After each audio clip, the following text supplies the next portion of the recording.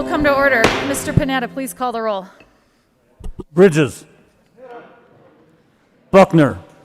Present. Coleman. Cook. Coram. Danielson. Morning. Finberg. Fields.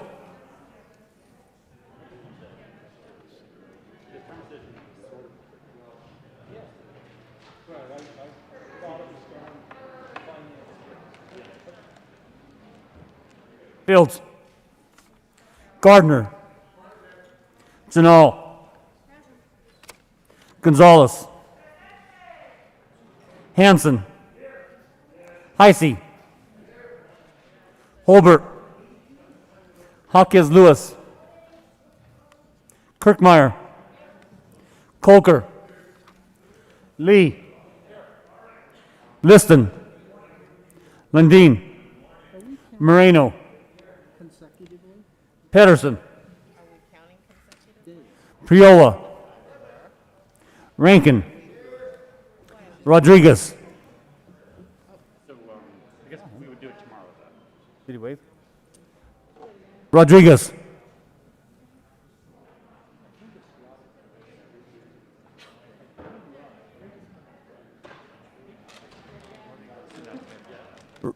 Rodriguez.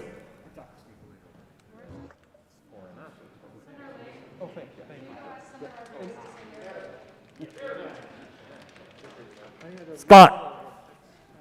Here. Simpson. Smallwood. Sonnenberg. Story. Winter.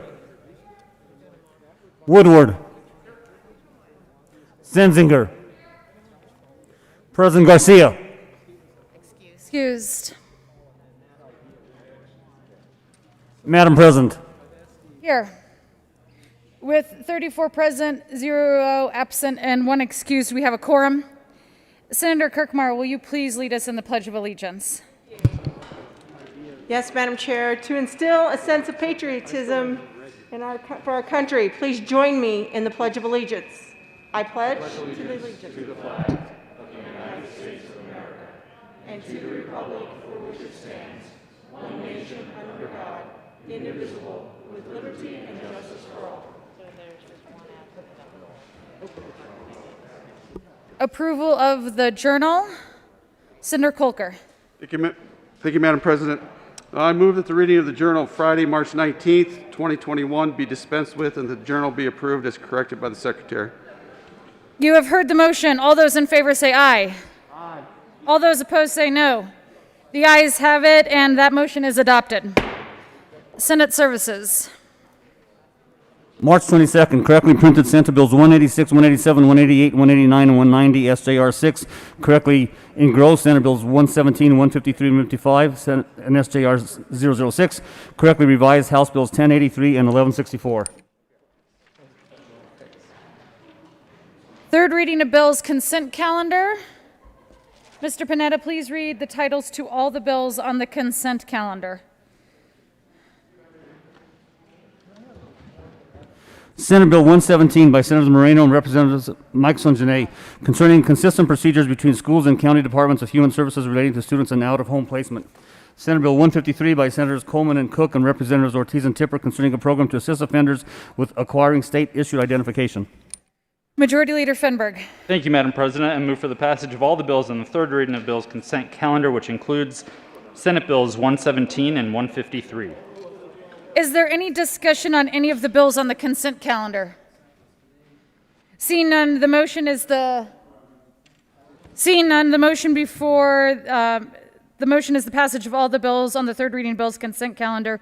Are there any no votes on any of the bills on the third reading of bills consent calendar? Pedersen? Okay. She's in. Yeah. Okay. So Cindy knows. And she just... With a vote of 34 ayes, 0 noes, 0 absent, and 1 excused, Senate Bill 117 is passed. Co-sponsors on Senate Bill 117. Senators Janal, Zenzinger. Story. Gonzalez. Winter. Pedersen. Kolker. Buckner. Hanson.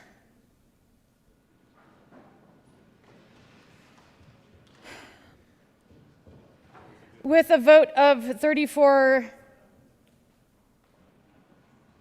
please add Senator Fields as a co-sponsor to Senate Bill 117.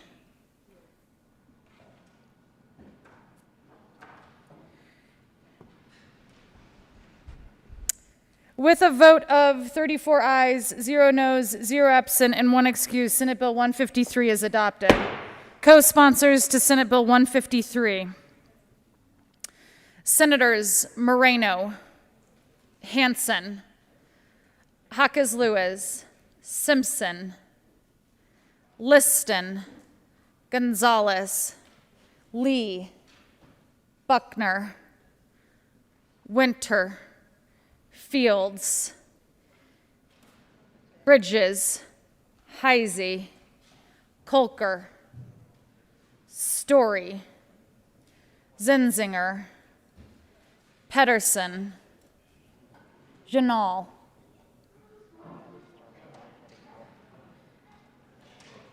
Gardner, the majority leader, Rankin,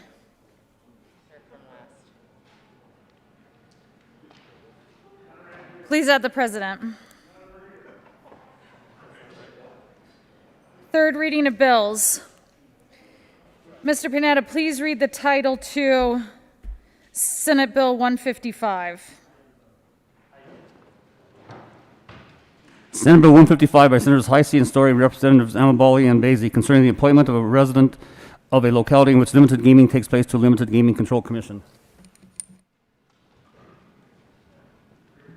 Senator Story. Thank you, Mr. President. I move Senate Bill 155 on third reading and final passage, and I urge an aye vote. Is there any further discussion? Seeing none, the motion before the body is the passage of Senate Bill 155. Are there any no votes on Senate Bill 155? With a vote of 34 ayes, 0 noes, 0 absent, and 1 excused, Senate Bill 155 is passed. Co-sponsors on Senate Bill 155, Senators Cook, Liston, Rankin, Gonzalez, Janal, Moreno, Gardner,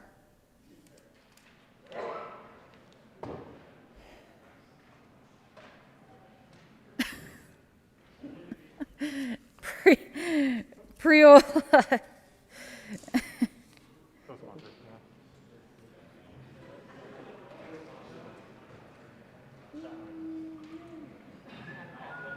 who am I missing? Oh, sorry, Senator Lundin, my apologies. Mr. Panetta, please read the title to House Bill 1083. House Bill 1083 by Representatives Benavides and Senators Priola and Zenzi, concerning the modification of appeal of property valuation set by the County Board of Equalization. Senator Priola. Thank you, Madam President. I move House Bill 1083 on third reading and final passage. Is there any further discussion? Seeing none, the motion is the passage of House Bill 1083. Are there any no votes on House Bill 1083? Minority Leader Holbert. Senators Lundin, Gardner, Sonnenberg, Cook, Scott, Woodward, Smallwood, Kirkmeyer,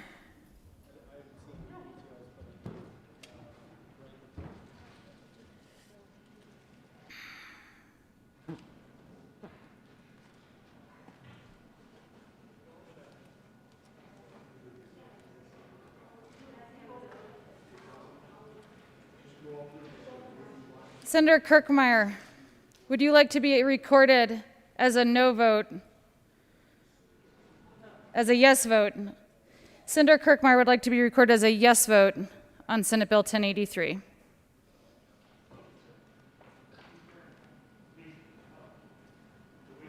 With a vote of 26 ayes, 8 noes, 0 absent, and 1 excused, House Bill 1083 is adopted. Co-sponsors on House Bill 1083. Senators Kirkmeyer, Simpson, Janal, Kolker, Story, Scott, Moreno,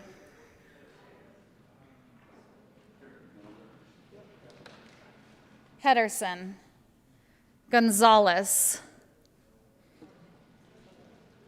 Buckner,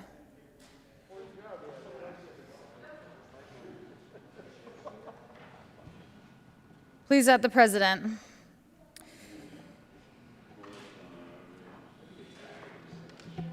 Majority Leader Finberg. Thank you, Madam President. I move House Bill 1164 lay over until April 5th.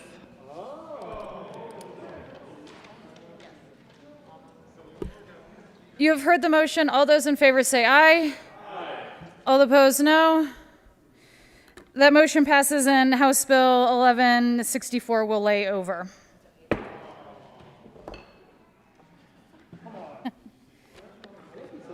General orders, second reading of bills, consent calendar. Oh. Correction, Majority Leader Finberg. Thank you, Madam President. There has been a request to remove Senate Bill 59 from the general order second reading of bills consent calendar. Don't get any ideas.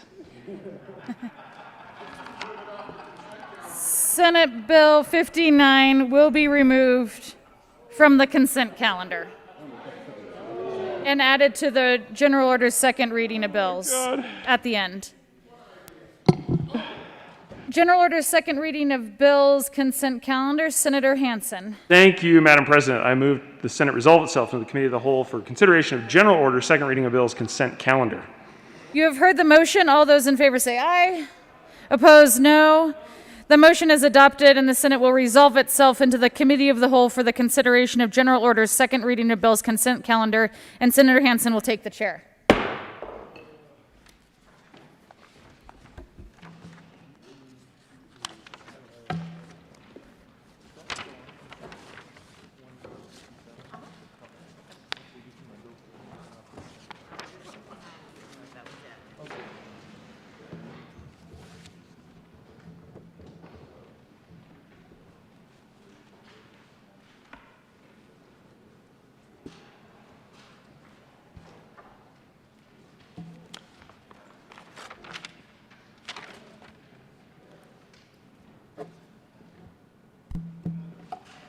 The committee will come to order and the waistcoat rule is not relaxed.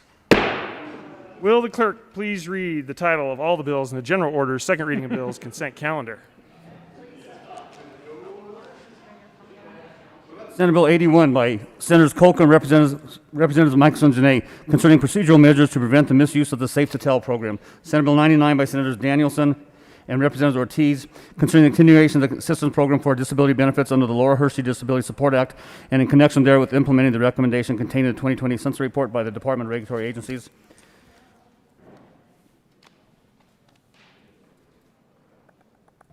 Senate Bill 157 by Senators Priola and Representatives Michelson and Baisley concerning an increase in the aggregate amount of qualified charter school bonds for which the General Assembly may appropriate money to restore debt service reserve requirements.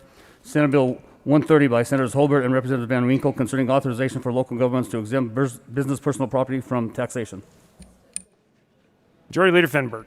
Thank you, Mr. Chair. I move for the adoption of all the bills on the consent calendar and their associated committee reports, which includes Senate Bill 81 along with the Judiciary Committee report, Senate Bill 99, Senate Bill 157, and Senate Bill 130. Is there any discussion on any of the committee reports? Seeing none, the motion before the body is the adoption of all the committee reports on the general order second reading of bills consent calendar. All those in favor say aye. Opposed, no. The ayes have it and the committee reports are adopted. Is there any discussion on any of the bills on the consent calendar? Seeing none, the motion before the body is the adoption of all the bills in the general order, second reading of bills, consent calendar. All those in favor, play aye. Those opposed, no. The ayes have it, and the bills are adopted. Majority Leader Fenberg. Thank you, Madam Chair. I move the committee rise and report. Motion is for the committee to rise and report. All those in favor say aye. Those opposed, no. The ayes have it. The committee will rise and report.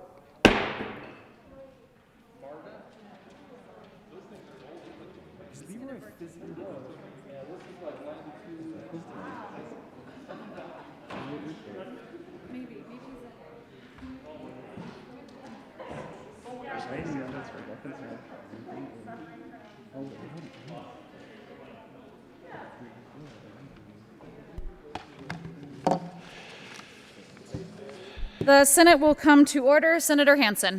Thank you, Madam President. The committee has had a number of bills under consideration. Will the clerk please read the report?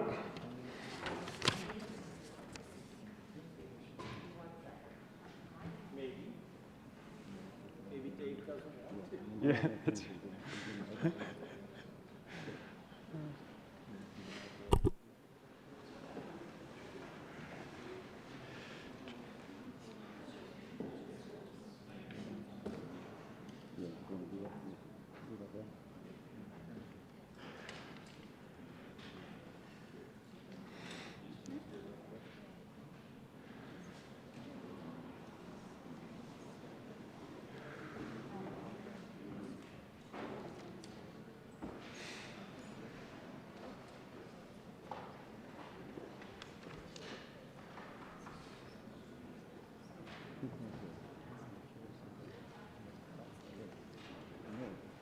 my chance to get a snack ready.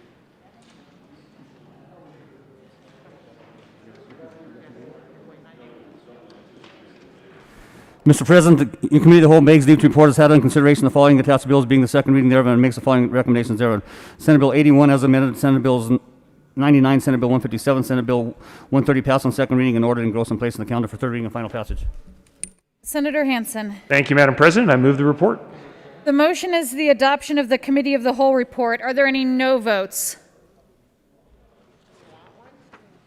With a vote of 34 ayes, 0 noes, 0 absent, and 1 excuse, the Committee of the Whole report is adopted.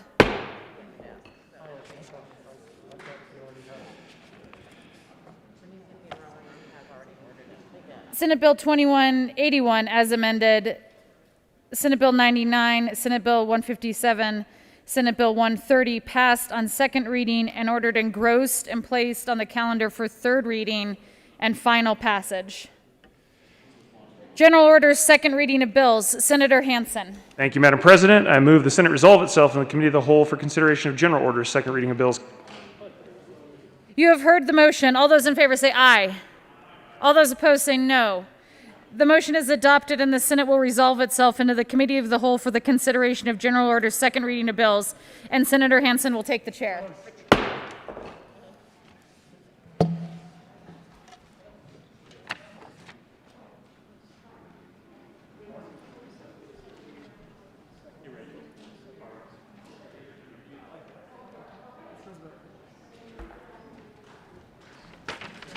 The committee will come to order and the waistcoat rule is still not relaxed. Will the clerk please read the title of all the bills on the general order, second reading of bills? Not all. Majority Leader Fenberg. Thank you, Mr. Chair. I move Senate Bill 77 lay over to the bottom of the general order, second reading of bills calendar. You've heard the motion. Is there any discussion? All those in favor, please say aye. Those opposed, no. The ayes have it, and Senate Bill 77 will be laid over. They'll read the title first. Okay. I'll say, will the clerk please read the title too? So after they read the title, then raise your hand. Okay. All right. Mr. Panetta, can you please read the title to Senate Bill 179? Senate Bill 179 by Senators Zenzinger and Kirkmeyer and Representatives Kip and Lynch concerning the composition of Colorado Opportunity Scholarship Initiative Advisory Board. Senator Kirkmeyer. Mr. Chairman. Thank you, Mr. Chair. I move on second reading, Senate Bill 179. Thank you. Senator Zenzinger. Thank you, Mr. Chair. This is a great bill that just takes a look at our Colorado Opportunity Scholarship Initiative Board. It reconfigures the board to better align the board with the mission and values of the scholarship program, and we ask for an aye vote. Thank you. Senator Kirkmeyer. Thank you. And I would just like to add that this bill also further galvanizes the partnership between the Higher Ed Commission and the Colorado Workforce Development Council. And we had testimony that the Colorado Workforce Development Council, even though that they would be losing some seats on the board, that they were in full support of the change. Senator Lundin. Thank you very much, Mr. Chair. To the bill sponsors, I had some questions and challenges of this bill in committee and wanted to get a dialogue so people could understand my no vote in committee.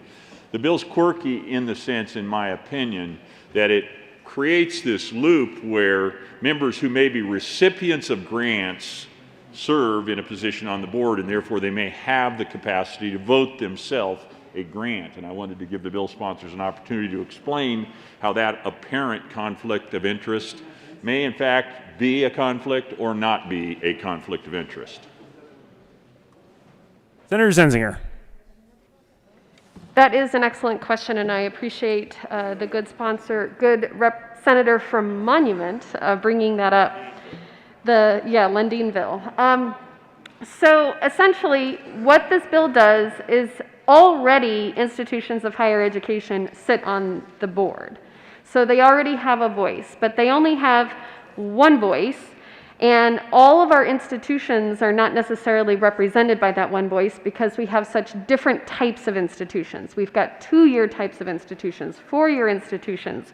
We have institutions that are focused on vocational education. So what this bill does is it's making sure that all the different types of higher education institutions are represented on the board. If there was ever an instance where specific scholarships were going to be benefiting their institution, I think there is already a board policy on how to address that.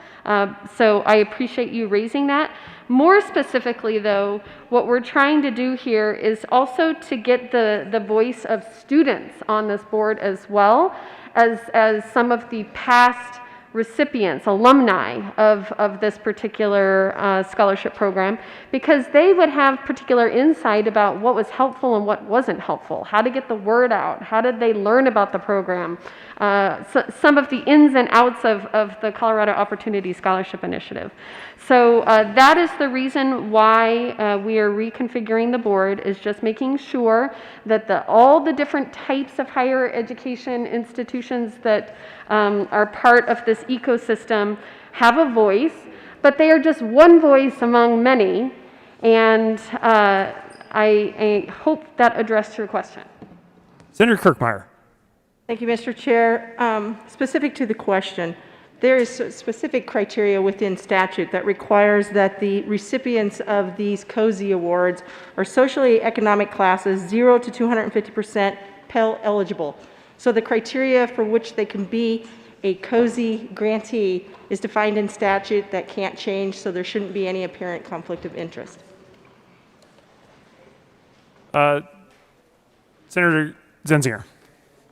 And I was phoning a friend, and I did indeed get the answer to the question that I had. If there was a conflict of interest, currently they abstain from voting. Senator Lundin. Thank you very much, Mr. Chair, and thank you to the bill sponsors. That's the answer I was looking for. Absent some sort of Chinese firewall, some sort of prohibition against voting yourself a grant, I would oppose the bill.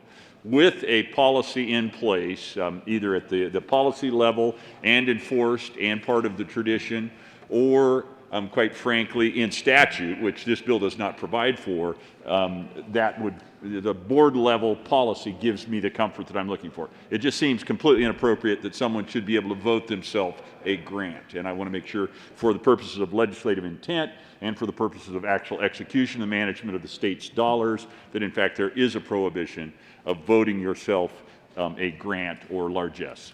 Thank you, Mr. Chair. And the good senator from Monument has just won our first Mixed Metaphor Award of the session. Well done, sir. Senator Zenzinger.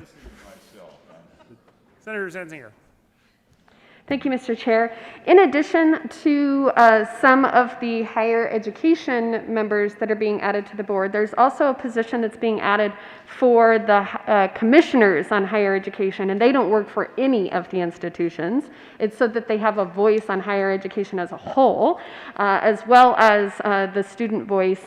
And the Workforce Development Board is still a member of this board, and they are still retaining a number of positions, and they are also still on the advisory board, which is kind of a separate component of the overall board. So just wanted to paint the full picture of what we're trying to do here today. Senator Lundin. Thank you, Mr. Chair. It's apparent to me that I discovered that once the horse was out of the barn, I found myself up the creek without a paddle, and I wanted to apologize to the chair. Thank you very much, Mr. Chair. Well done, sir. Thank you. Senator Bridges. Thank you, Mr. Chair. Waistcoat. Do we have a waistcoat rule in this chamber? It's just a point of inquiry. Well, right, but it's a rule that didn't get relaxed. But is it a rule? Right, but we couldn't relax something that doesn't exist. But an excellent question, sir. Any other discussion on Senate Bill 179? Seeing none, the motion before us is the passage of Senate Bill 179. All those in favor say aye. Aye. Those opposed, no. Ayes have it. Senate Bill 179 is adopted. Mr. Panetta, please read the title to House Bill 1025. House Bill 1025 by Representatives Arndt and Senators Janal concerning a clarification under the Colorado Open Meetings Law of the requirements governing communication by electronic mail that does not relate to the substances of public business. Senator Janal. Thank you, Mr. Chair. I move House Bill 1025. There are no committee reports. Thank you. To the bill. Thank you, Mr. Chair. House Bill 1025 is about modernization, clarification, and efficiency, and it clarifies that certain emails between elected officials, emails that are not related to legislation or public business, are not subject to open meetings law. Examples are responses to constituent inquiries, scheduling and availability, forwarding information, and questions for later discussion by the public body. I also want to note that this bill does not change or alter any KORA requirements. All of the email types specified would continue to be open to public inspection and to review. This is a good bill. It's not especially a glamorous bill, but in a very small way, it will help our government function more efficiently, and I hope you will support it. Thank you. Any further discussion on House Bill 1025? Seeing none, the question before us is the adoption of House Bill 1025. All in favor say aye. Those opposed, no. The ayes have it, and 1025 is adopted. Mr. Panetta, please read the title of Senate Bill 144. Senate Bill 144 by Senators Garcia and Cook and concerning the continuation of the Homeland Security and All Hazards Senior Advisory Committee and in connection therewith implementing the recommendations contained in the 2020 Sunset Report by the Department of Regulatory Agencies. Senator Cook. Thank you, Mr. Chair. I move Senate Bill 144. Thank you. To the bill. There are no committee reports. All right. Is there any discussion on Senate Bill 144? We do have an amendment at the desk. Senator Cook. You got to read it. Oh, pardon me. Mr. Panetta.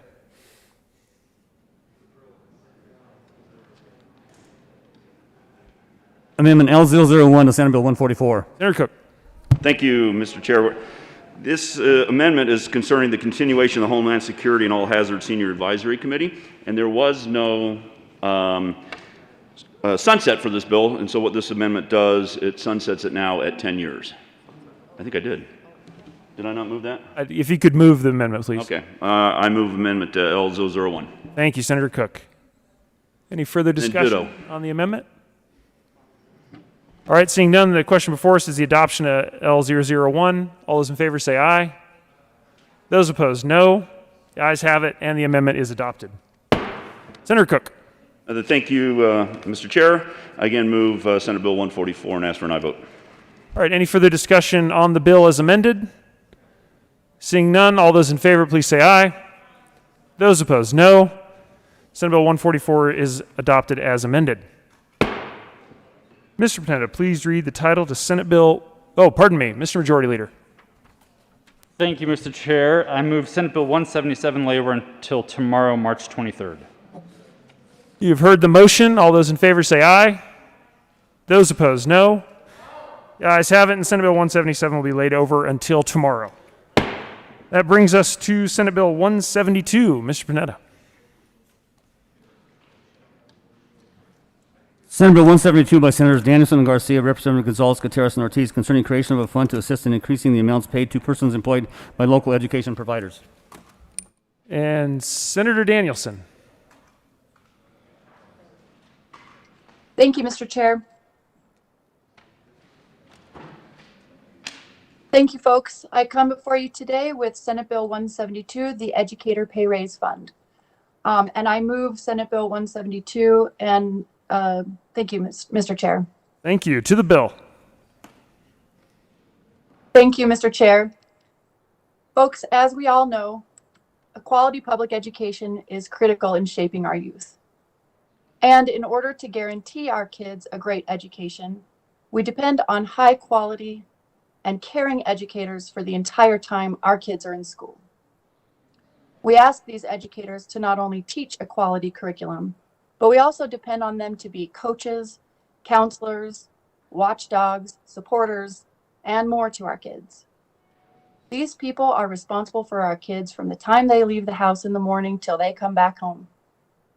They teach, they provide critical classroom support services, they prepare the kids' food, they transport them to and from school, and they keep the school grounds clean and safe.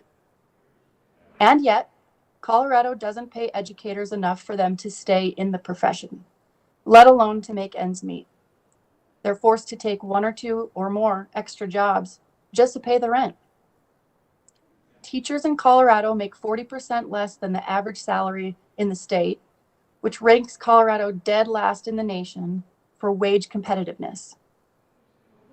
The average starting salary for teachers in Colorado ranks 47th in the nation. As a result, educators are fleeing the profession, and people who planned on becoming educators are taking their careers in a different direction. We must do more for these educators, and the Educator Pay Raise Fund is an important first step.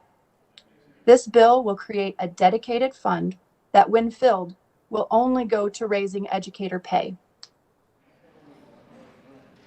We must do more for these educators, and this is a very good first step.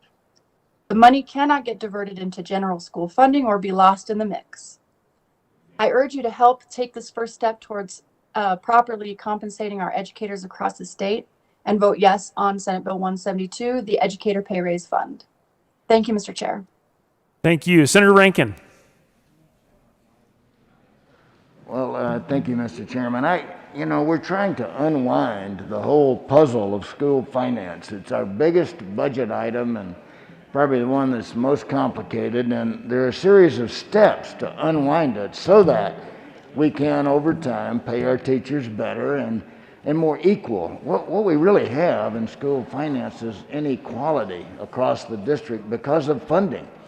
And, we together put Gallagher on the ballot and repealed it. Now we're working on uniform mill levies, and now we have to tackle this huge disparity of local mill levy overrides. We need to very carefully work through that formula and unwind this whole puzzle and then pay our teachers better. But I don't understand the need for one more fund to complicate this thing. It makes your head hurt to try to just list all the different funds and cash funds that we deal with and how they interact. So I really question the need every time I hear of one new fund, and I question this. Senator Lundeen. Oh, pardon. Senator Lundeen? Senator Holbert. Thank you, Mr. Chair. I would respectfully ask that we lay this bill over maybe one bill. I do not have a fiscal note, and I've asked a couple others. Apparently it is available electronically, but I would really like to see the fiscal note for this bill. So, Mr. Chair, I'm not sure if this was appropriate for you or maybe the majority leader, not expressing opposition or favor of the bill, but just trying to understand the fiscal aspects of the bill. If we could lay it over one, I'd be grateful. Thank you, Mr. Chair. Thank you, Senator. Senate will Senate Majority Leader Fenberg. Thank you, Mr. Chair. I request a senatorial 5. Granted.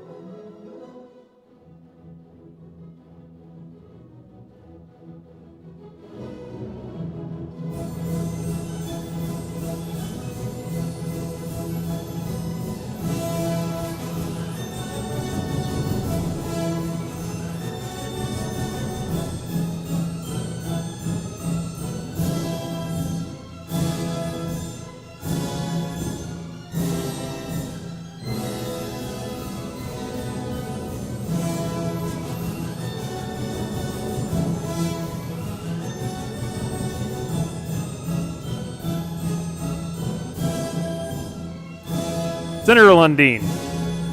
Thank you very much, Mr. Chair and colleagues. It's good to be back from that senatorial 19 or 12 or whatever it was that we traditionally call a senatorial 5. And I wanted to make sure that the bill sponsor who's off site is back, and it looks like this good senator is in fact back engaged in the conversation as well. Appreciate that. So the bill seeks to deal with any number of individuals who work in the public education space. And it treats all of those people as important to the process. And I would argue, yes, they are important to the process. But I would say to treat everyone who's involved in the public education process equally would be a misunderstanding about what public education is about. We're trying to get young skulls full of good information, wisdom, insight, and the ability to move forward. And there are certain individuals who support that effort, and there are certain individuals who lead that effort. And my specific perspective is that the classroom teachers are by far the most important. They're the primary service deliverer of the primary service of public education. And there are any number of other people that support them. For instance, we have people all around this building that support us in our effort to get to a yes or no vote on bills. It's kind of analogous. Chris out there works diligently every day, shining and buffing and making sure that the brass in this beautiful building is as lustrous as it can possibly be. The sergeants here on the floor work to keep order and make sure that things function in a way in which we can go about the business of doing the work we need to do. Amendments, like the one that I have placed at the desk, are handled by the very able staff that help support our effort to do our job, which is the primary business of legislating. And that's shaping policy and getting to a yes or no vote. Similar sorts of things happen in public education. And at the end of the day, it's that classroom teacher who holds a supported but clearly most central, most client or student-facing role. And so what the amendment that I've been alluding to, and I do believe it's at the desk. Is there an amendment at the desk? There is an amendment at the desk. Senator Lundeen. Thank you. I ask that that amendment be read. Thank you. Mr. Panetta. Amendment L02 to Senate Bill 172. Senator Lundeen. Thank you. And I now move Amendment L02, the second amendment to Senate Bill 72, and urge you to vote in favor of it. And what this amendment would do is it simply says, yes, teachers are fundamental. Teachers are critical. And if we're creating this bill as kind of a letter to Santa Claus, it says let's create an account that if we get some money, we'll put it in that account and we want it to go to public education. It simply says when we get that money, it goes to the classroom teachers because they're the folks that are primary to what this is all about, this discussion is all about. So I encourage your support, if you're serious about 172, to adopt this amendment and make the bill about funding the classroom teachers with additional dollars should those dollars become available. Thank you, Mr. Chair. Thank you. Any other discussion on L002? Senator Danielson.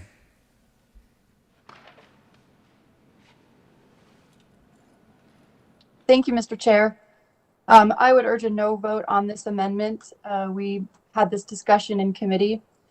I would urge a no vote for a number of reasons. One, because I don't discount the efforts of paraprofessionals. I don't discount the efforts of the folks who keep our schools safe for children to attend. I don't discount the efforts of the people who prepare the food to nourish our kids and make sure that they're ready to learn.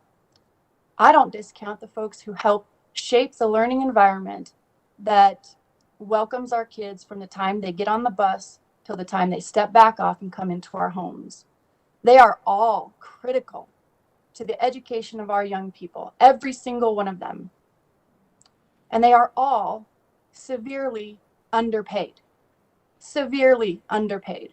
We're last in the nation. It is not a proud place for us to be.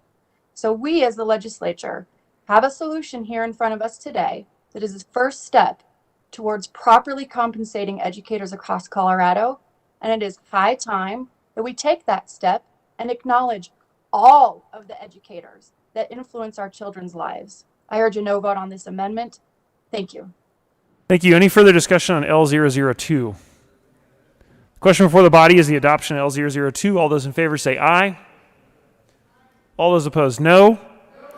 The noes have it, and the amendment is lost. Senator Lundin. Thank you, Mr. Chair. I have placed at the desk and with your permission would move Amendment L03. Senator Lundin, one moment. There is an amendment at the desk. Mr. Panetta, would you please read L003? Amendment L003 to Senate Bill 172. Amendment to Bill... Senator Lundin. Thank you very much, Mr. Chair. I move Amendment L03. Thank you. To the amendment. Thank you, Mr. Chair. So, I did not prevail, it would appear, although I'm not certain. That was a little bit garbled, that particular voice vote, on the previous amendment, which would have made this bill about classroom teachers. The argument was made, and it seems to be, perhaps, at least in committee, it was the prevailing argument, that all of these folks who work to help support our children matter equally, and we need to support them with financial increase. I would argue that safety, my friends and colleagues, is among one of the primary values that we must make sure happens in all of our schools, K-12 schools. This amendment, L03, simply says that the security and safety that is benefited by school resource officers, provided in some cases by school resource officers, is critical as well, and therefore those individuals should be added into this bill. 172 would support school resource officers as well. That's the means of this particular bill, or amendment to the bill. I would be happy to argue further, but I think everyone understands that if this bill is going to take care of involving everyone in the K-12 public education apparatus, that safety should get an adequate acknowledgement, that we want our schools to be safe, and this would help with this effort of making 172 a safer bill, a bill that brings greater safety, quite frankly, to phrase it properly, to our schools, and therefore is a good amendment to the bill. Thank you, Mr. Chair. Senator Danielson. Thank you, Mr. Chair, and thanks to the good senator from El Paso County. This is now a couple years in the making, and so we've spent a lot of time with educators and leaders across the state when it comes to school board and other executives, and had a lot of input and collaboration and stakeholder effort over the last year and a half. So I would urge a no vote on this amendment. We were careful to strike a balance with the language prior to today's floor vote, and this hasn't been brought to my attention prior to right now. So, I'm happy to look and see if we need to improve the language that we've included. But for now, since this wasn't worked on or brought to my attention ahead of time, I wouldn't know how this actually impacts the folks who have signed off on the measure as far as helping support the professionals around the school. So I would urge a no vote on this amendment. Thank you. Further discussion on L003. Seeing none, the question before us is the adoption of L003. All in favor say aye. Aye. Those opposed, no. The noes have it, and L003 is lost. Minority Leader Holbert. Thank you, Mr. Chair. I appreciate the earlier Senatorial 5, which allowed staff to bring us the fiscal note. I have now read that, and it's clear that there isn't an appropriation request in the bill. It would just simply create this account, which is interesting because we've talked about how to provide more funding to pay teachers higher salaries. Well, this bill doesn't just do that. It proposes to provide more money to pay all public employees who work in school districts more money. And I'm not entirely opposed to that, but I am struggling to understand in the bill, how would CDE, the Colorado Department of Education, determine which of our independent school districts, there's 178 of them, how would CDE decide which district gets the money or a dollar? So it's important to remember that here in Colorado, the state legislature does not, and I would argue cannot, set teacher salaries, and that's different from state to state. I think I've shared before, a couple years ago, I had the opportunity to meet the majority leader of the West Virginia House of Representatives, and I asked her, Majority Leader, do you set teacher salaries on a statewide basis in the state of West Virginia? And she said, yes. And my understanding was that maybe even the West Virginia Constitution requires them to do that. But Colorado isn't West Virginia.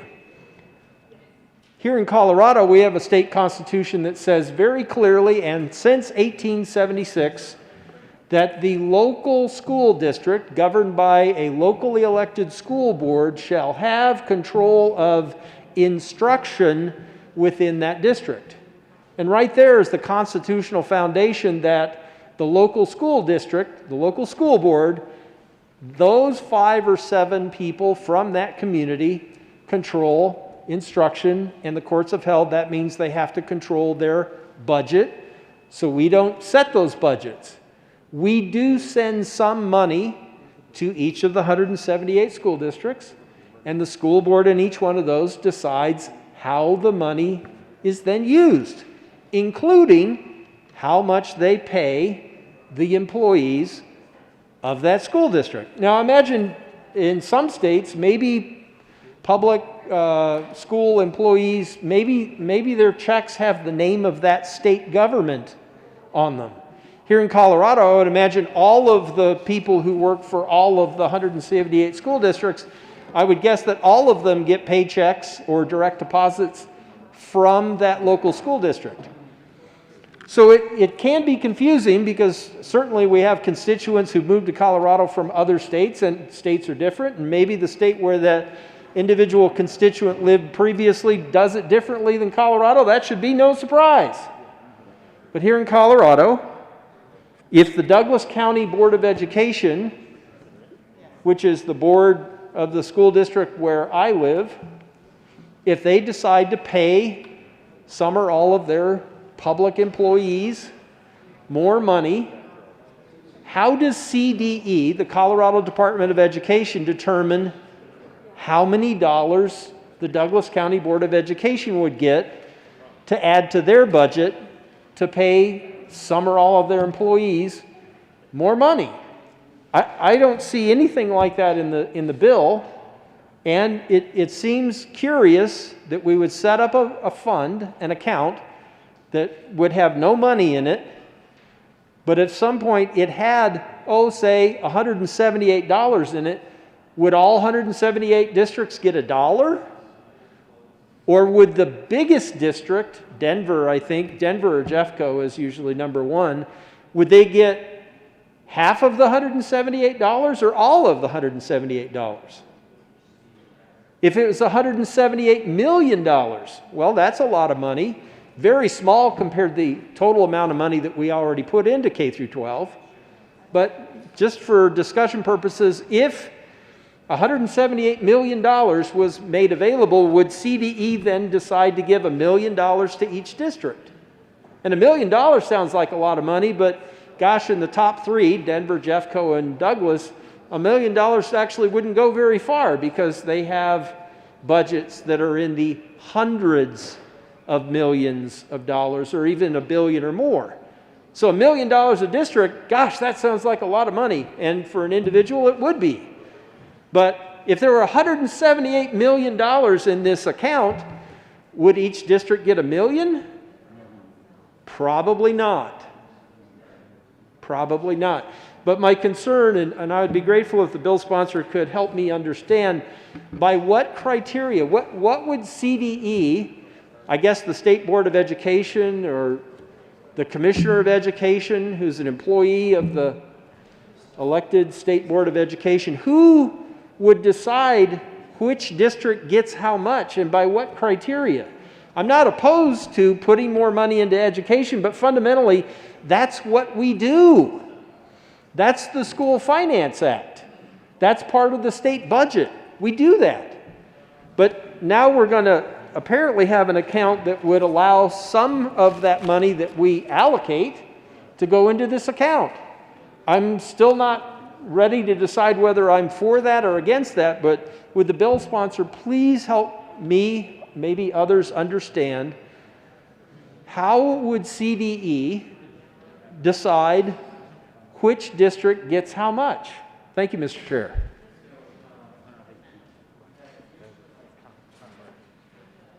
Senator Danielson. Thank you, Mr. Chair. It's a great point, and it is part of what's different from the version of the bill that we saw last year. I think we need to take things to a 30,000-foot level and bring it back to the problem at hand. The severe way that we underpay our educators across the state of Colorado must be remedied.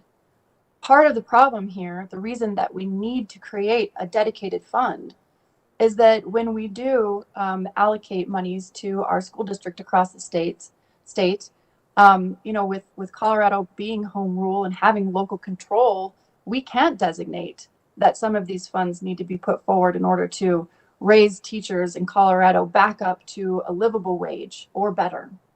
So the purpose of a dedicated fund is to address just that when it is filled, and again, that's going to be the responsibility of folks who want to see this filled. There's no appropriation allocated, as you pointed out. When it is filled, this money cannot be siphoned away into 50 other priorities that every school district is faced with.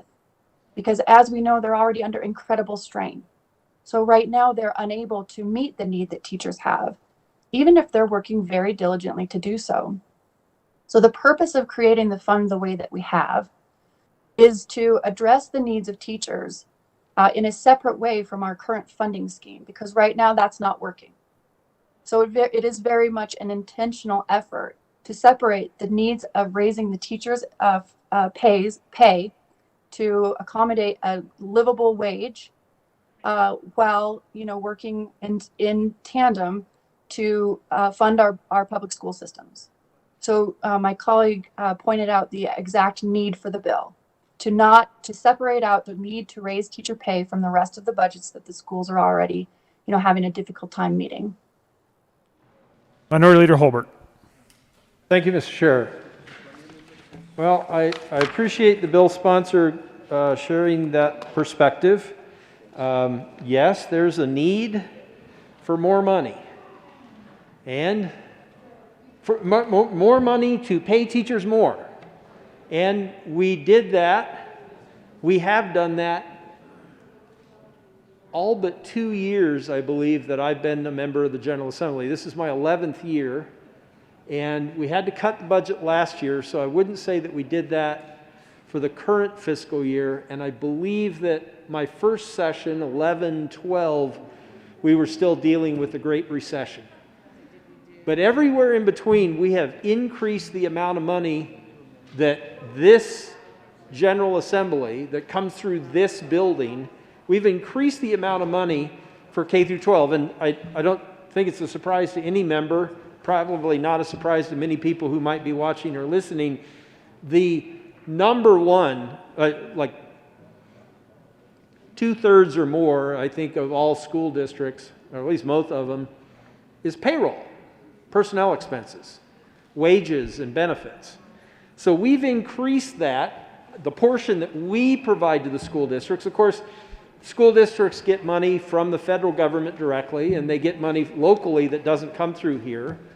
So the PPR, per pupil revenue average, that we send per student to a district, that isn't all of the funding. That's some of the funding. But that's the point that I'd like to make. The money, the billions of dollars that we already send out from this building out to 178 school districts, the billions of dollars that we already send is primarily based on head count. So, does the bill say that if there's any money in this empty account, if there's ever any money here that CDE or the State Board of Education or the Commissioner of Education or somebody would allocate the money that isn't in this account that might be there someday, that they would allocate it based on head count. No. It doesn't say that. So how would it be allocated? Would it be which of the 178 school districts have the most powerful lobby? I hope not. I was honored my last year in the House in 2014 to work with then Speaker Ferrandino on the new formula for higher education funding. And a big motivation that Speaker Ferrandino and I, and then Senator Lambert and I believe Senator Todd had, and being the 4 prime co-sponsors on 1319, which reinvented higher ed funding, a big motivation was to get away from the annual lobbying that occurred here in the Capitol for limited dollars for higher education. And I don't want to call out any institutions because I'm grateful for all of them, but you probably wouldn't have to think very hard to guess which 2 institutions of higher ed in Colorado had the largest lobbying teams. One of them might be based in Boulder and the other might be based in Fort Collins. And 1319 really got away, and again, my friends at both of those institutions, appreciate you all, but that didn't seem like a really responsible way for limited dollars for higher ed to be distributed. And that's why 1319 happened. So now we have a bill. I'm still not sure if I support or oppose 172, but I am concerned with 172 that if the account exists and there's $1 or 178 million or gosh, 1.78 billion, if we had 1.78 billion in this account, now we're really talking about a significant change to every one of those thousands and thousands and thousands of people who get paychecks from the 178 school districts. That's just math. But if there were that kind of money, man, which school district has the most prominent lobbying team? Because short of some criteria in this bill that would explain how those dollars would be divided, my guess is the biggest school districts that could afford the largest, most experienced lobbying teams, all of a sudden we'd start to see those fights that we used to see here on higher ed, those would be going on across the street at CDE. And the elected members of the State Board of Education and or the Commissioner of Education who's hired by the State Board, somebody over there is going to get pitched really hard for any dollars that are there. So again, short of some sort of criteria that says this is how the money would be distributed, I can't see any other scenario than a lobbying fight. And if you represent districts that aren't in the top 3, I happen to, Douglas is rated number 3 based on student population. If the school district or school districts that you represent, I think my good friend from Sterling has told me before, he represents like 25% of those 178 school districts. If you're representing a district or districts that are small, I think you should join me in being concerned about how this money would be distributed. Because I assure you, a little school district of a few hundred students, I think the smallest one might be like 100 students, you can't afford to pay high-dollar lobbyists to go across the street to CDE and fight for those dollars. So please, to the bill sponsor, could you please help explain again, is there any criteria in this bill? Who would make the decision over at CDE? Is it the commissioner? Is it the state board? And is there any criteria other than leaving it to a feeding fest of lobbyists? Thank you.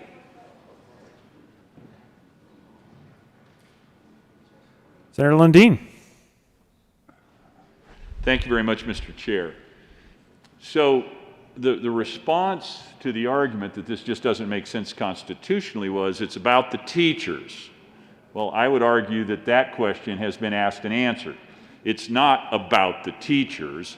It's about the gardeners who work in the school district.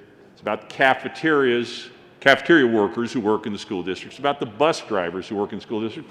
All very important people doing very important work, earning the dignity that comes with work, but they're not teachers. So the argument is about the teachers. We need to do this on behalf of the teachers. I would then turn around and say, this is very challenging because the argument that followed in response to the constitutionality question, the inappropriateness of process question, the response was, well, we have to do this because the school districts are not doing it. That the 178 constitutionally created local boards elected, this bill says, are not doing their job right. And so we need to make sure that the cafeteria workers, the bus drivers, the gardeners, and on an equal footing, the classroom teachers get to participate in it too. That's what this bill does. So the bill is wrong, in my opinion, going to the left. The bill is wrong going to the right. It's just, it can't make up its mind what it's trying to do. I urge your opposition to the bill at this point and to refocus on how we ought to be spending money to support teachers and students. You've heard me say many times, some of the newer members have probably not heard me talk about the golden triangle of public education: students, parents, and teachers. When we honor and make our policy decisions around the students, parents, and teachers, we truly get a beneficial, virtuous cycle that helps achieve that which public education, K-12 education, is supposed to achieve: academic attainment, academic excellence, progress for students, children, the future of Colorado. This bill won't even get at limiting our discussion to the teachers, one of those three elements of that golden triangle of public education. I urge your opposition to Senate Bill 172. Senator Kirkmeyer. Thank you, Mr. Chair. I just have a very simple request. In committee, we heard all about the teachers, heard several times that the bus drivers, janitorial staff, the gardeners, the food service staff are severely underpaid, yet we don't really have any data on that or anything that backs up the accuracy of that statement. So I would request that the good senator from, where's she from? Arvada, if she would, no, Wheat Ridge, thank you. From Wheat Ridge, if she could at least point us to the information that says that all of these other folks, other than classroom teachers, are severely underpaid, so we can make the determination for ourselves.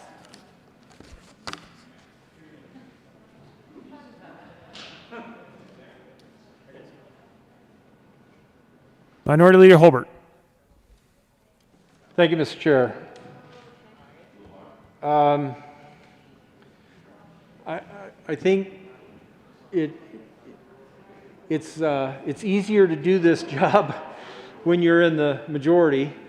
It's frustrating to be in the minority and ask questions and there's no response. There's no requirement for a response. So here we are asking questions that are valid questions. And if you want teachers to be paid more, we do that. We increase the funding through the School Finance Act. And sometimes we receive praise for that. Other times we receive criticism, scorn, because people say it's still not enough. But we do have a process. We do have a formula, the school finance formula. I'm still troubled by this bill because it would create an account and there's no appropriation required because there's no money tied to it. Well, in the very near future, we're going to have billions of dollars of federal funding, so maybe we could put money in there. But members, putting money in there to pay teachers or all public employees of school districts, none of which are our employees. They're employees of school districts. I would ask you to please look forward just a little bit and understand the pressure that we're under here in the General Assembly. We ran for these offices. We knew what we were getting into. I hope you did. But these folks out here, have you been lobbied on the School Finance Act? Have you been lobbied on the annual budget bill? Have you been here when thousands of teachers have come here to demand higher salaries, even though we don't set those salaries here? Some states do have their state legislature do that, but we don't here.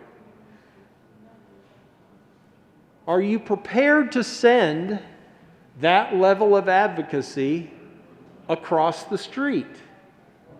Have you talked to your elected member of the State Board of Education? Has he or she said, yes, send that advocacy across the street. We want to have that fight at CDE. We don't want the legislature to be a buffer for us.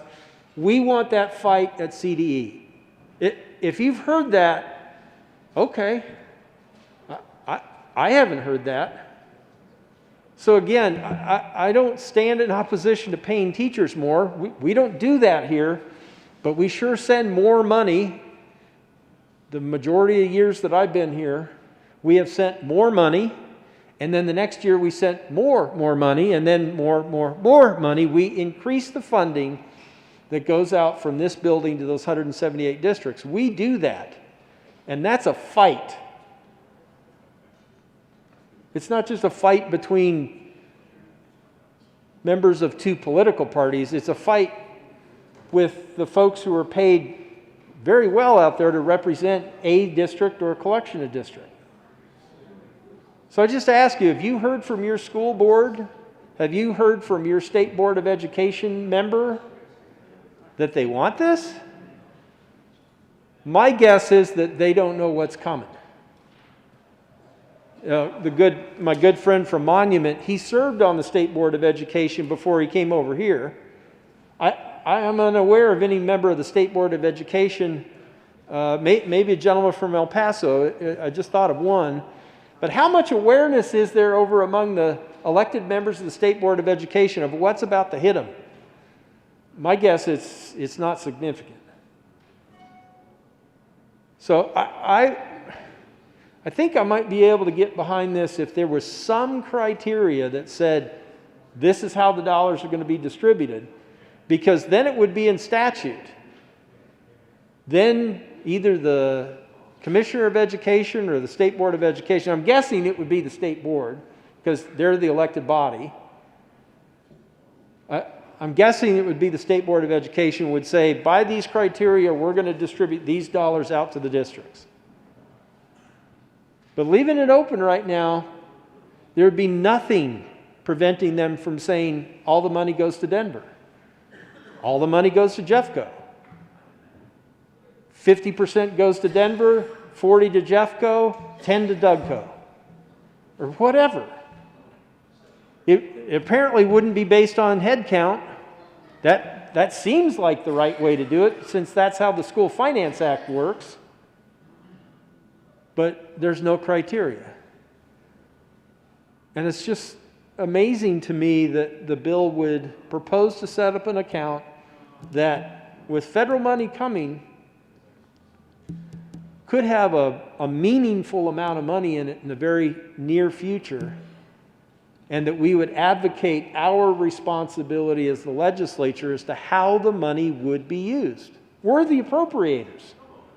So at some point, we might appropriate a lump sum of money for a different elected board, I guess, to make the decision. Okay. But without any criteria in statute as to how they would make that decision. So they flip a coin? Draw straws? I don't think so.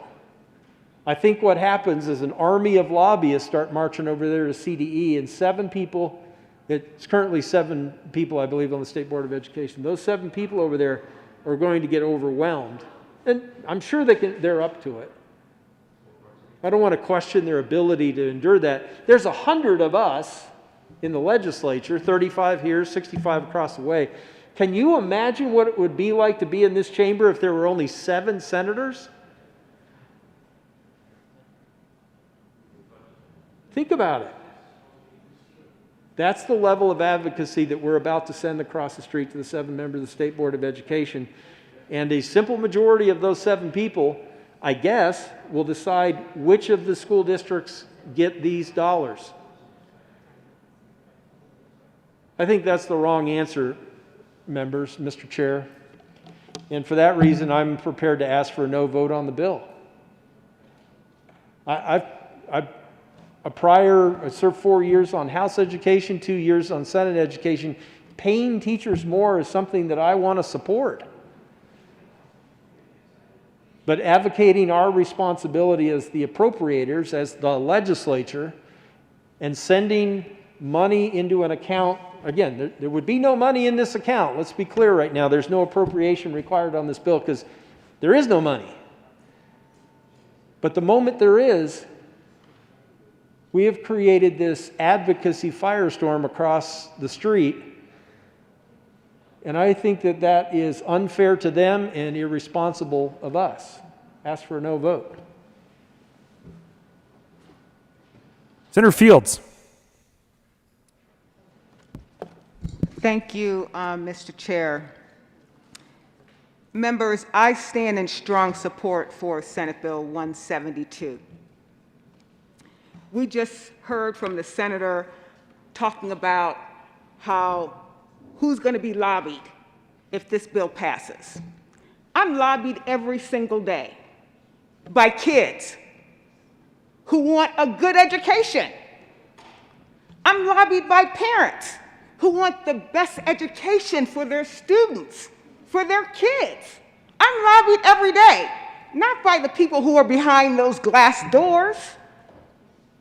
I'm lobbied by my neighbors, by my church members, in reference to what needs to be going on in our schools and what kind of education that they want their kids to have so they can fulfill their true promise and potential. That's who's lobbying me. And so when we think about this bill, it's creating a fund to assist in increasing the amounts of pay for people who are employed in our schools. We heard somebody talk about the gardener, the janitor, the resource officer, the cafeteria worker, whoever's providing any kind of assistance. Do you know that teacher salaries are low? And we're driving good people away from that profession because of the lack of opportunity for them to provide for their families. I know teachers that are working at Walmart, Target. Some of them are Uber Lyft drivers because their salary does not give them the opportunity for them to make ends meet. And so they're having to cobble together and string together 1 job, 2 jobs, 3 jobs. Everybody's working. What message do we want to send to our educators? During this time of COVID-19, when we see a lot of the burden, not just on our teachers, but on family members, trying to facilitate remote learning when you might have 4 different grade levels in your house, and you might not have the broadband for everybody to be online at the same time. Just like you, our teachers, our bus drivers, the cafeteria workers, or whoever, have mortgages to pay.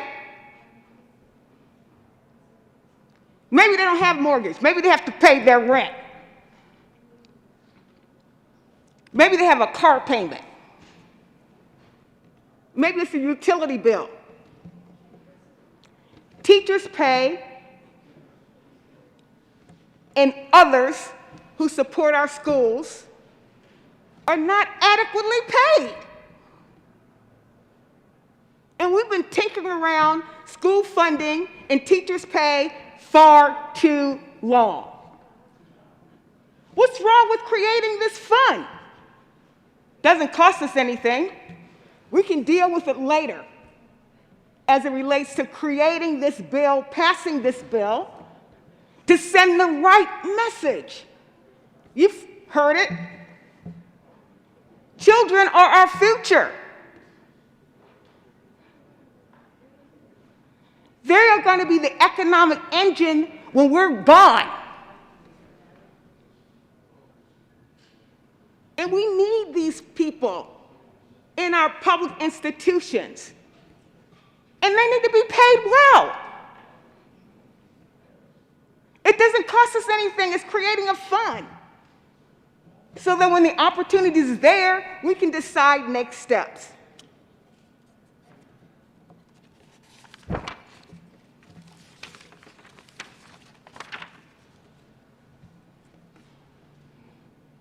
We're losing teachers.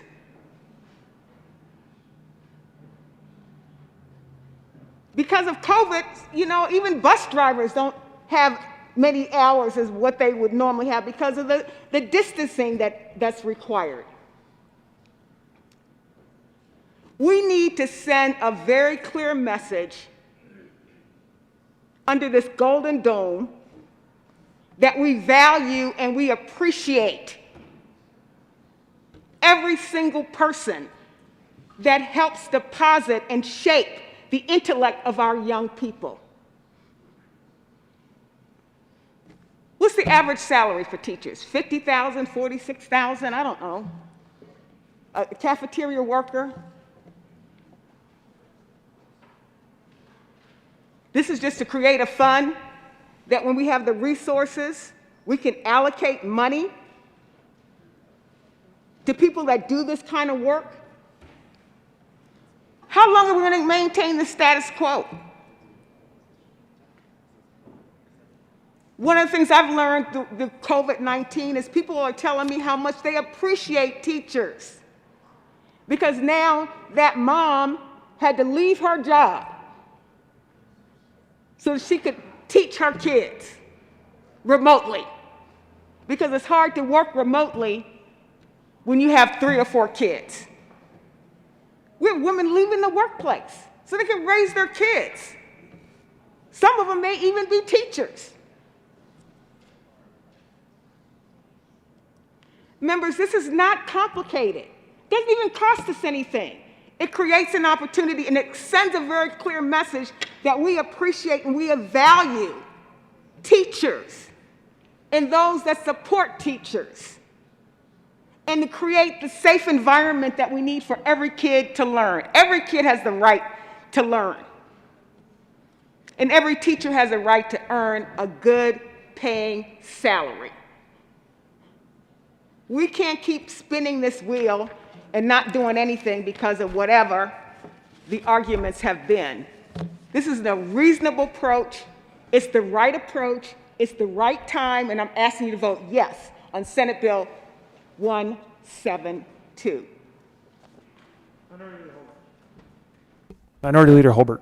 Thank you, Mr. Chair. I join my friend from Aurora. I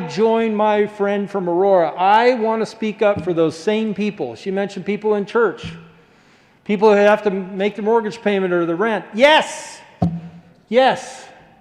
The money we allocate here takes such things into consideration, like high cost of living, areas that are defined as high cost of living, or populations of students that qualify for free and reduced lunch, or populations of students that qualify as English language learners. Those are the kind of criteria that this assembly uses to allocate finite amounts of dollars. So, is there a proposal to add such criteria to this bill so that CDE, either the Commissioner of Education or the State Board of Education, would have similar or the same criteria as to how they would distribute the money that would be in this account? No. There's nothing like that in this bill, and that's the point. And I share the concerns of my friend from Aurora. The little guy, whoever that might be, forth the new higher ed formula, finance, to get away from that scenario and make sure that, for instance, small rural community colleges would have a more equal footing than the largest institutions of higher ed. And we have that kind of structure built in for the School Finance Act that determines how many dollars come out of this building out to each of the 178 school districts. But this bill wouldn't do that. And that's why I'm up here expressing concern about this bill. Concern that without such guardrails, without such guidelines, that it would literally be a free-for-all across the street. But without those guidelines, I think that's exactly what we would have. The largest districts that could pay the largest lobbying fees would probably get the largest share. Is that cynicism on my part? No, that's experience from being in this building. And I reach out to my friend who's now the director at the Department of Revenue, former Speaker Mark Ferrandino. I think you probably know him. He's a Democrat from Denver. I was happy to join with him on 1319 to restructure how higher ed funding happened in this building. But I see this bill as the exact opposite. Without any sort of criteria, this is going to be an ugly fight across the street. And I don't think it'll be the little guy who wins. Ask for a no vote. Seeing no further discussion on Senate Bill 172, the question before us is adoption. All those in favor, please say aye. Those opposed, no. The ayes have it, and 172 is adopted. Mr. Panetta, please read the title of Senate Bill 59. Senate Bill 59 by Senators Lee and Gardner, Representatives Gonzalez, Gutierrez, and Geithner, concerning the reorganization of the Juvenile Justice Code and Article 2 of Title 19, Colorado Revised Statutes by the Colorado Juvenile Justice and Delinquency Prevention Council as authorized by House Joint Resolution 18-1013. Senator Lee. Thank you, Mr. Chair. I move Senate Bill 59 and the Judiciary Committee report. Thank you. To the committee report. The Judiciary Committee adopted 2 amendments. One is you got a summary of the amendments at your desk. It basically did, a half a dozen things. It moved data and records to a different provision in the bill, added a safety clause, put in a new definition, and the second amendment, I'll let my co-prime explain, for a savings clause. Senator Gardner. Let's do this first. Let's get these amendments done first. Okay. Then we'll put the bill on the floor. You want to talk about the savings clause amendment? Thank you, Mr. Chair.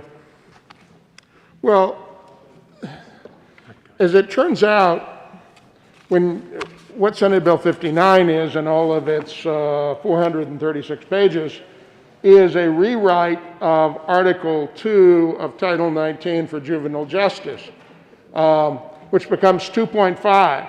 Now, the concern was that when you wipe out one section of law, which is in current use, rewrite it and put it in another article, that there might be people questioning, well, which do I use, and did I just start something under something that's no longer law? So L008, which was adopted by the committee, is just a savings clause to say if something was started under the current law, it will continue under the new law, no change, process moves forward. So we ask for an aye vote on the committee report. Any further discussion on the committee report? Seeing none, the question before us is the adoption of the Judiciary Committee report. All those in favor say aye. Those opposed, no. Ayes have it, and the committee report is adopted. Senator Lee. Thank you, Mr. Chair.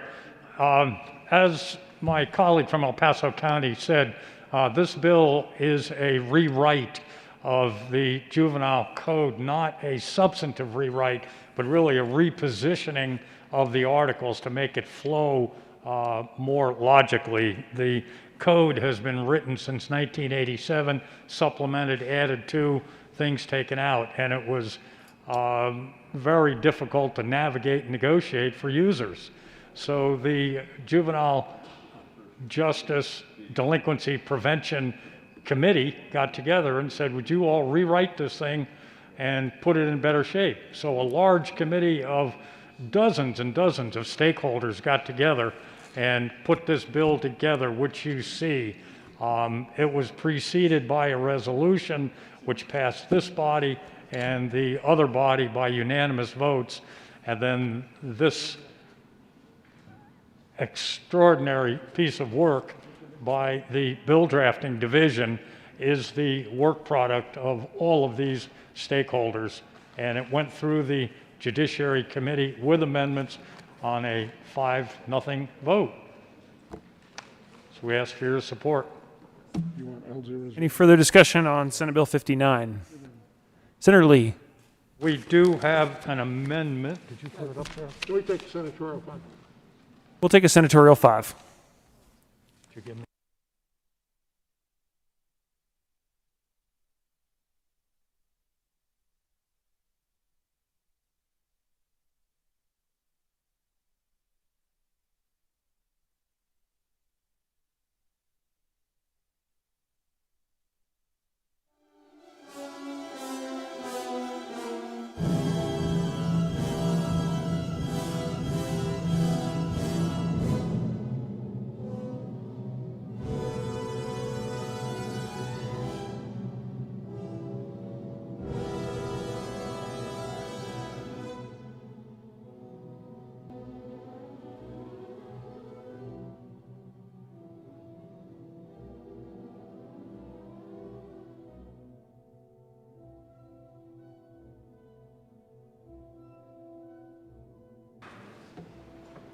There is an amendment at the desk. Will the clerk please read L009?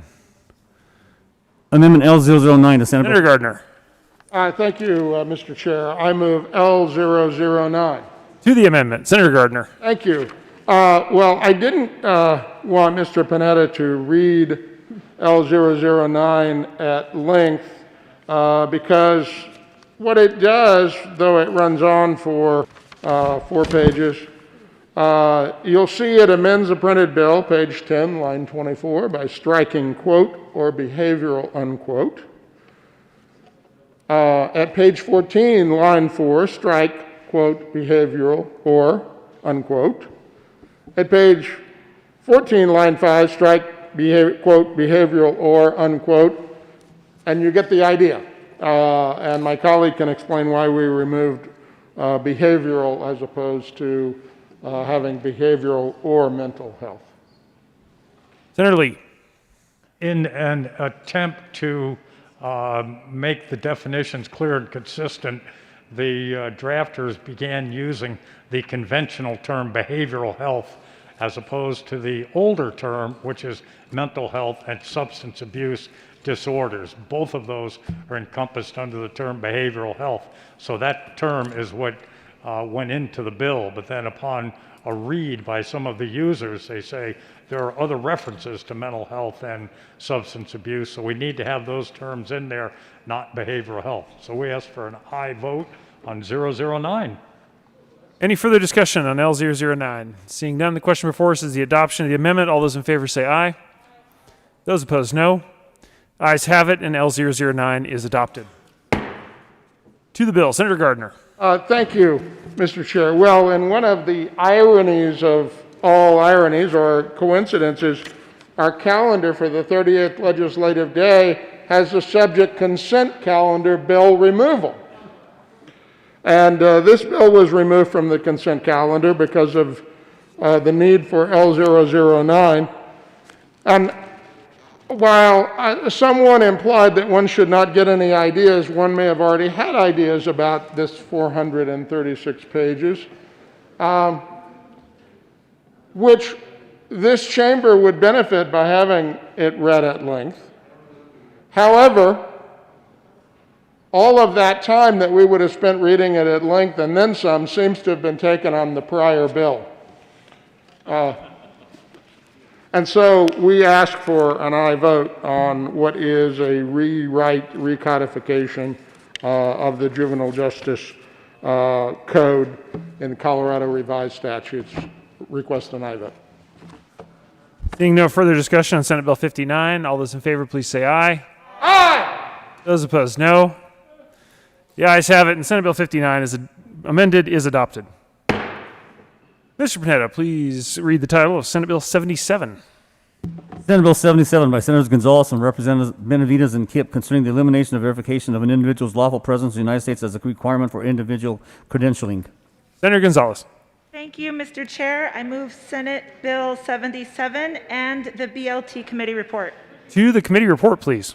Thank you, Mr. Chair. In committee, we did add 2 amendments that would update Senate Bill 77 to allow to clarify licensing with L001, clarified licensing to local, to clarified licensing with the Secretary of State's office, and also Amendment L002 clarified that these protections would also extend down to local jurisdictions. I ask for an aye vote.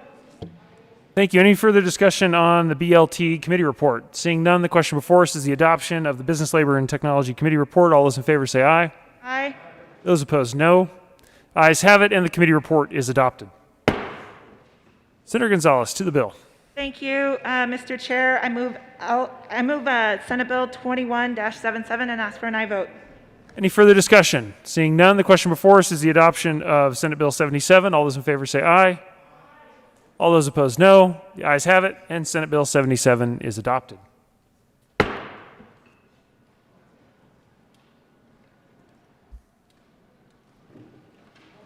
Majority Leader Finberg. Thank you, Mr. Chair. I move the committee rise and report. The motion before the committee is to rise and report. All those in favor say aye. Those opposed, no. The ayes have it, and the committee will rise and report.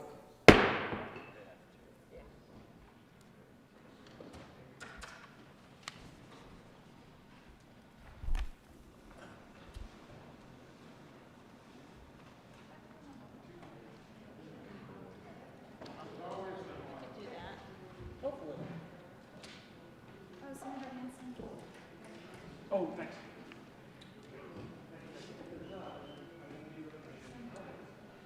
Do you have amendments? I have 2 and 3.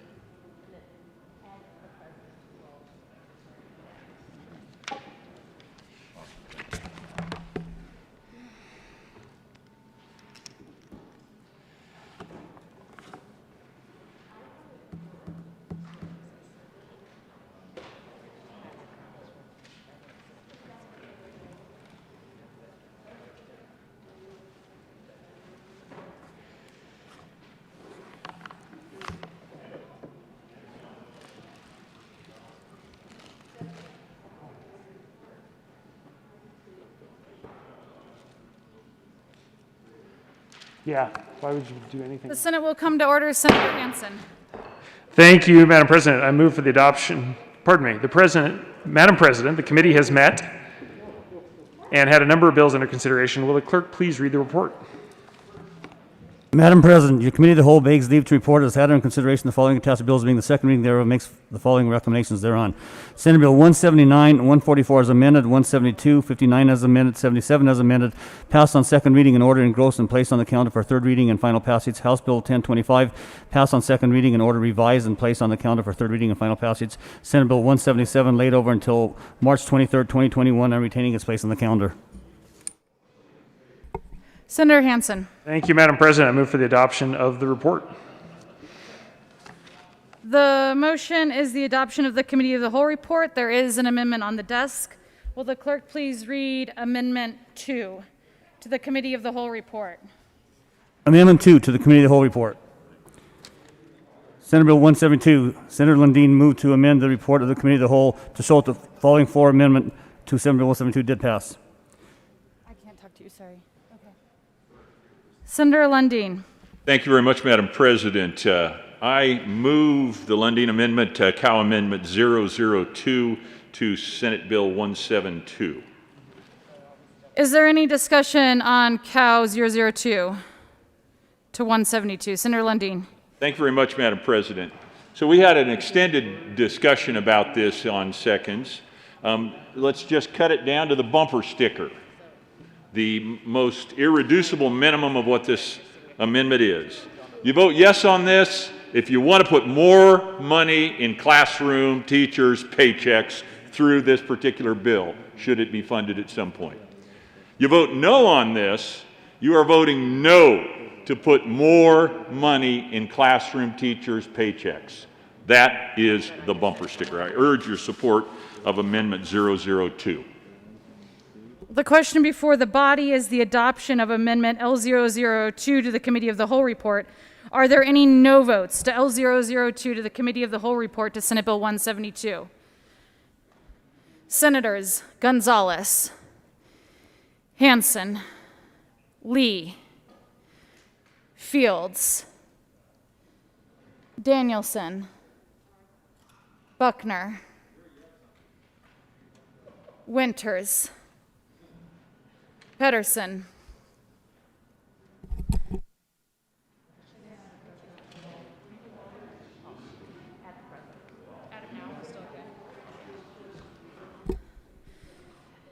will the clerk please add the president to the roll?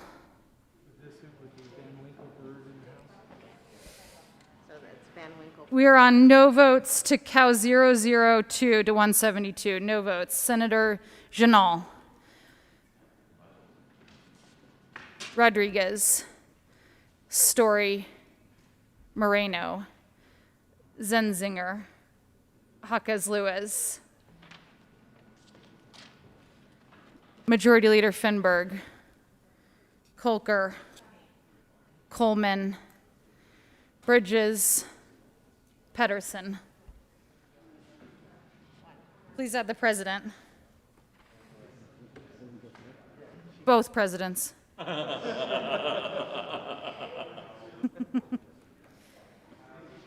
With a vote of 15 ayes, 20 noes, 0 absent, and 0 excused, that amendment is lost.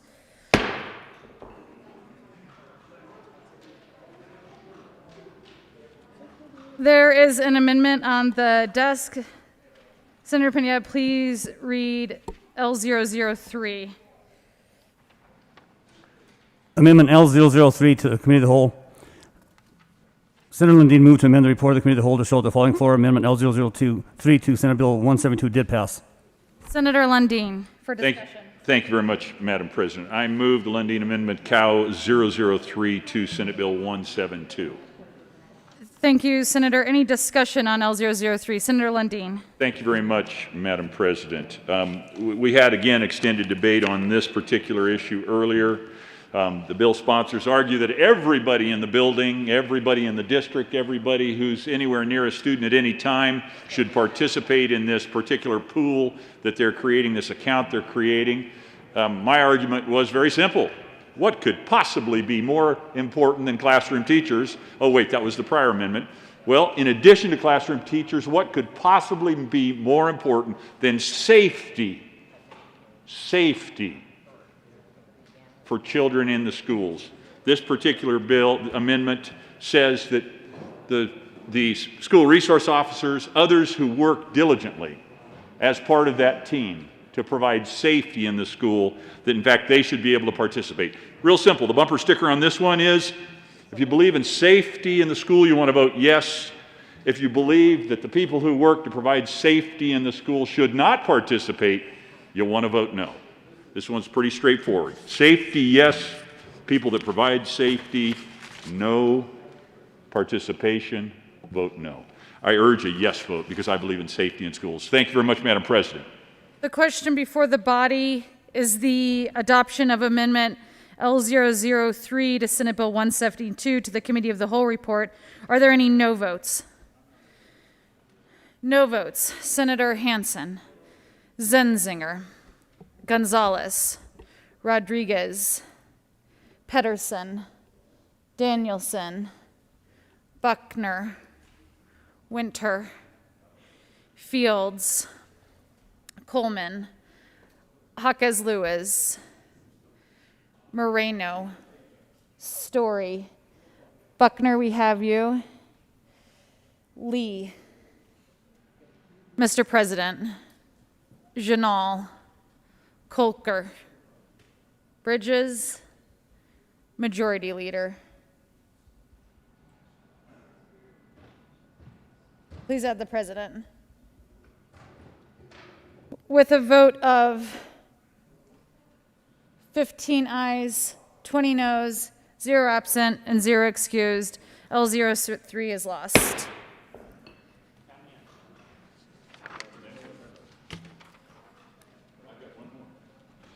There is an amendment on the desk.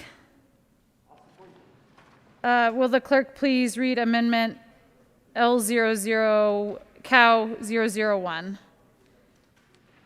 Amendment 001 to Cal, Senate Bill 179. Senator Zenzinger moved to amend the report of the committee of the whole to show that the following floor amendment L002 to Senate Bill 179 did pass. Senator Zenzinger. Thank you, Madam President. I move Cow 001, the Zenzinger-Kirkmeyer amendment. Is there any discussion? Senator Zenzinger. Yes, I'd like to very quickly explain this. We forgot to add in the bill number on the Cozy bill on Senate Bill 179. Currently in the bill, there is a blank line in there, and we were instructed to fix that during seconds, and through no fault of the drafter, we forgot. And so we ask for your vote on this Cow amendment to say that we actually didn't forget to add in the bill number and that we all agreed to fix that error. Thank you. Senator Kirkmeyer. Thank you, Madam President. I could go on and on about a technical amendment like the good senator from Douglas County likes to do, but I won't. So please just vote for it. The question before the body is the adoption of amendment 00-1 to Senate Bill 179 to the Committee of the Whole report. Are there any no votes?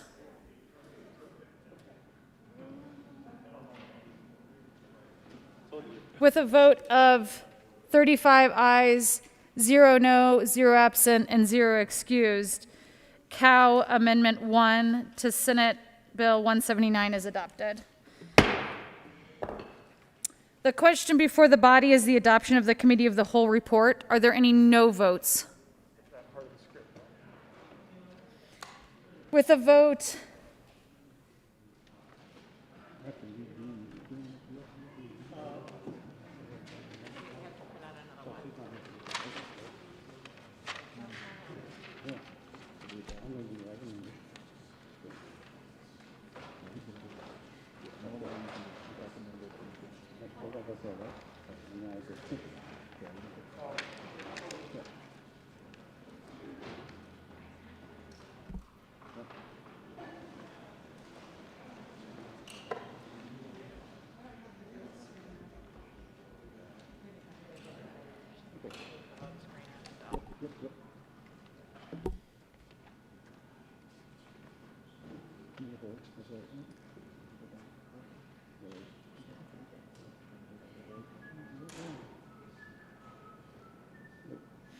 with a vote of 35 ayes, 0 no, 0 absent, and 0 excused, the Committee of the Whole report is adopted.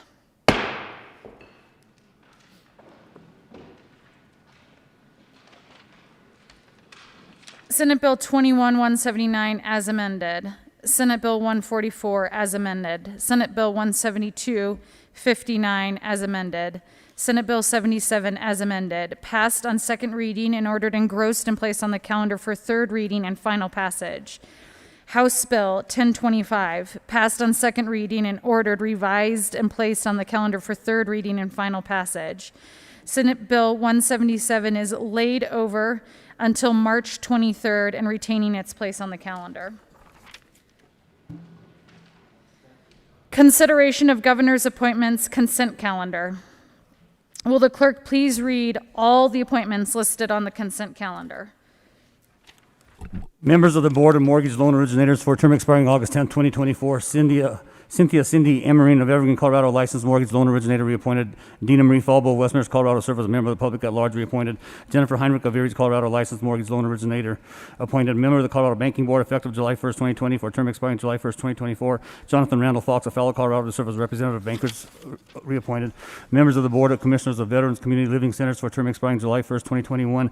Danielle Andrade of Thornton, Colorado, who has expertise in nursing home operations and who has experience in multi-facility management of nursing homes as a Republican on occasion by the resignation of Cheryl Ann Kuschke of Wheat Ridge, Colorado, appointed.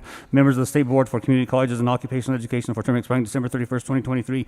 Catherine J. Schull of Fort Morgan, Colorado, an unaffiliated and a resident of the 4th Congressional District, occasioned by the resignation of Hannah Scandra of Denver, Colorado, appointed for a term expiring December 31st, 2024. Garrison Ortiz of Pueblo, Colorado, Democrat and a resident of the 3rd Congressional District, appointed effective December 31st, 2020, for a term expiring December 31st, 2024. Stratton Raleigh Heath Jr. of Boulder, Colorado, a Democrat and a resident of the 2nd Congressional District, reappointed. Members of the Board of Trustees for Adams State University, effective December 31st, 2020, for terms expiring December 31st, 2024. Honorable Pamela Sue Bricker of Del Norte, Colorado, non-affiliated, reappointed. Amanda Del Rosa of Denver, Colorado, Democrat, reappointed. Arthur M. Ortegon of Castle Rock, Colorado, Republican, appointed. Members of the Board of Trustees for Colorado Mesa University, effective December 31st, 2020, for terms expiring December 31st, 2024. David Foster of Denver, Colorado, serves as a Democrat, appointed. Allison Ream Griffin of Lafayette, Colorado, serves as Republican, reappointed. Lori Buck of Fruita, Colorado, serves as Republican, appointed. Members of the Colorado Commission of Higher Education, effective July 1st, 2020, for terms expiring July 1st, 2024. Teresa Kostenbauer of Parker, Colorado, serves as a representative of the 4th Congressional District and unaffiliated, appointed. Stephen Meyer of Grand Junction, Colorado, serves as representative of the 3rd Congressional District, resident living west of the Continental Divide and unaffiliated, appointed. Majority Leader Finberg. Thank you, Madam President. I move for the confirmation of all the appointments listed on the consent calendar, which includes members of the Board of Mortgage Loan Originators, members of the Colorado Banking Board, members of the Board of Commissioners of Veterans Community Living Centers, members of the State Board for Community Colleges and Occupational Education, which includes the one and only Stratton Rollins Raleigh Heath Jr., members of the Board of Trustees for Adams State University, members of the Board of Trustees for Colorado Mesa University, and members of the Colorado Commission on Higher Education. Is there any discussion? The motion is the confirmation of all the appointments on the consent calendar. Are there any no votes? With a vote of 35 ayes, 0 noes, 0 absent, and 0 excused, all the appointments are confirmed. Message from the governor. Friday, March 19th, Colorado Senate. Honorable members of the Colorado Senate, pursuant to the authority vested in the office of the Governor of the State of Colorado, I have the honor to inform you that I have approved and filed with the Secretary of State the following acts. Senate Bill 110, Fund Safe Revitalization of Main Streets, approved on Friday, March 19th, 2021 at 12:55 p.m. Sunday, March 21st, 2021, Colorado Senate. Honorable members of the Colorado Senate, pursuant to the authority vested in the office of the Governor of the State of Colorado, I have the honor to inform you that I have approved and filed with the Secretary of State the following acts. Senate Bill 19, authorized notices of valuation on postcard, approved on Sunday, March 21st, 2021 at 10:21 a.m. Senate Bill 41, Department of Corrections supplemental, approved on Sunday, March 21st, 2021 at 10:21 a.m. Senate Bill 42, Department of Governor, Lieutenant Governor, and OSPB supplemental, approved on Sunday, March 21st at 10:34 a.m.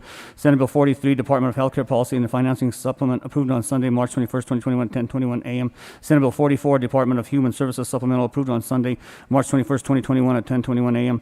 Senate Bill 45, Judicial Departmental Supplemental, approved on Sunday, March 21st, 2021 at 10:21 a.m. Senate Bill 46, Department of Law Supplemental, approved on Sunday, March 21st, 2021 at 10:21 a.m. Senate Bill 47, Department of Natural Resources Supplement, approved on Sunday, March 21st, 2021 at 10:21 a.m. Senate Bill 48, Department of Personnel Supplemental, approved on Sunday, March 21st, 2021 at 10:21 a.m. Senate Bill 49, Department of Public Safety Supplemental, approved on Sunday, March 21st, 2021 at 10:21 a.m. Senate Bill 50, Department of State Supplemental, approved on Sunday, March 21st, 2021 at 10:20 a.m. Senate Bill 51, Department of Treasury Supplement, approved on Sunday, March 21st at 10:20 a.m. Senate Bill 54, Transfers for Wildlife Mitigation and Response, approved on Sunday, March 21st at 10:55 a.m. Senate Bill 55, Collection of State Debts, approved on Sunday, March 21st at 10:20 a.m. Senate Bill 65, Gasoline and Special Funds Fuel Tax Disclosure, approved on Sunday, March 21st at 10:22 a.m. Senate Bill 83, Higher Education Student Financial Assistance Funding, approved on Sunday, March 21st at 10:20 a.m. Senate Bill 111, Program to Support Marijuana Entrepreneurs, approved on Sunday, March 21st at 12:30 p.m. Senate Bill 112, General Fund Transfer to Capital Construction Fund State Parks, approved on Sunday, March 21st at 10:30 a.m. Senate Bill 113, Firefighting, Aircraft, Wildfire Management and Response, approved on Sunday, March 21st at 10:50 a.m. Change in sponsorship. The following change in bill sponsorship will occur. Senator Pedersen will be added as a Senate co-prime sponsor with Senator Holbert on Senate Bill 130. Announcements.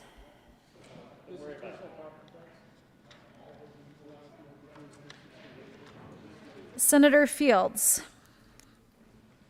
Thank you, Madam President. Members of the Senate Health and Human Services Committee, we will be meeting this afternoon at 1:30 in Senate Committee Room 357. We do have 4 bills we're going to be hearing.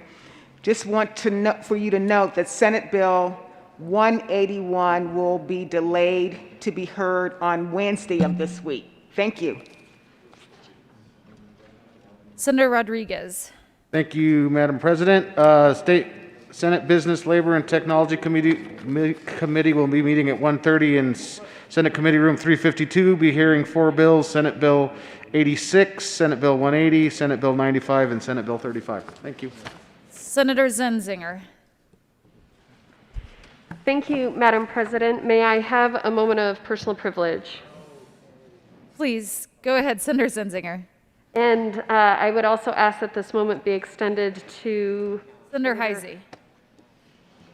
Thank you, Madam President. I would like to take a moment here to read a proclamation by the governor for single-parent families. State of Colorado. Proclamation. Whereas the greatest need for every child is to be loved, whether the child lives in a 2-parent family or a single-parent family. And whereas the dedication and achievements of single parents deserve the highest recognition. And whereas this year, many single parents are working extra hours to provide for their children during this pandemic. And whereas some children have 2 parents in their lives and some have only 1. And whereas single parents, especially single unemployed parents, are suffering this year, therefore, I, Jared Polis, Governor of the State of Colorado, do hereby proclaim March 25th, 2021 as Single Parents Day. Given under my hand and the executive seal of the State of Colorado this 25th day of March 2021, Jared Polis, Governor. Members, we just wanted to take a moment to read this proclamation. There is a little bit of a difference between when National Single Parents Day is observed across the United States and when we observe it here in Colorado. This observation across the nation took place yesterday, and then here in Colorado, we will be observing this on March 25th. As someone who for many years actually served in this body as a single parent, I do respect the hard work that single parents put into raising their children, and we want to acknowledge their sacrifice and their dedication today, and just ask that you join us in this recognition.